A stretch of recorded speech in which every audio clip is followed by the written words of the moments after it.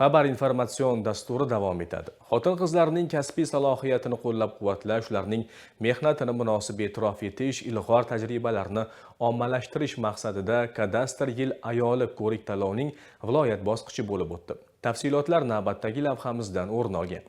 Bugun kadastr sohasida ham xotin-qizlarning o'rni va ishtiroki tobora ortib bormoqda. Ular zamonaviy bilim va texnologiyalarni puxta o'zlashtirib, o'z vazifalarini sidqidildan bajarish bilan birga sohani rivojlantirishga qaratilgan tashabbuslari bilan ham faollik ko'rsatyapti. Kadastr yil ayoli ko'rik-tanlovi esa ana shunday faol va tashabbuskor xotin-qizlarni qo'llab-quvvatlash, ularning kasbiy mahoratini yuzaga chiqarish va eng munosib ishtirokchilarni aniqlashga xizmat qiladi.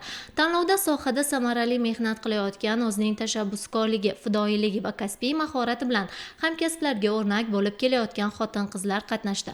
Unda ishtirokchilarning kasbiy bilim va ko'nikmalari, sohadagi islohotlardan xabardorligi, o'z vazifasiga mas'uliyatli yondashuvi hamda amaliy tajribasi baholandi. Shuningdek, ular o'zlarining faoliyati davomida erishgan yutuqlari, amalga oshirgan loyihalari va tashabbuslari haqida ma'lumot berdilar. O'zi ayol kishi azaldan ham shijoatkor, faol, lekin mana bugungi tanlov biz juri hayoti uchun juda qiyin bo'ladi.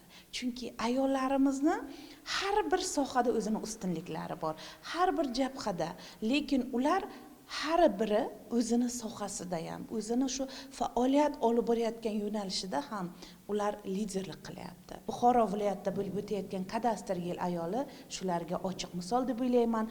Tanlov ishtirokchilari uchun yaratilgan imkoniyatlar ularning nafaqat kasbiy mahoratni namoyon etishi, balki o'zaro tajriba almashishi uchun ham muhim maydon vazifasini o'tadi. Zero bunday ko'rik-tanlovlar mehnat jamoalarida sog'lom raqobat muhitini shakllantirish, iqtidorli va salohiyatli xodimlarni qo'llab-quvvatlash, ularning kasbiy o'sishiga keng yo'l ochishda muhim ahamiyat kasb etadi. Tadbir yakunida tanlovda faol ishtirok etgan xotin-qizlar munosib taqdirlandi. G'olib tanlovning respublika bosqichida viloyat sharafini himoya qilish huquqini qo'lga kiritdi.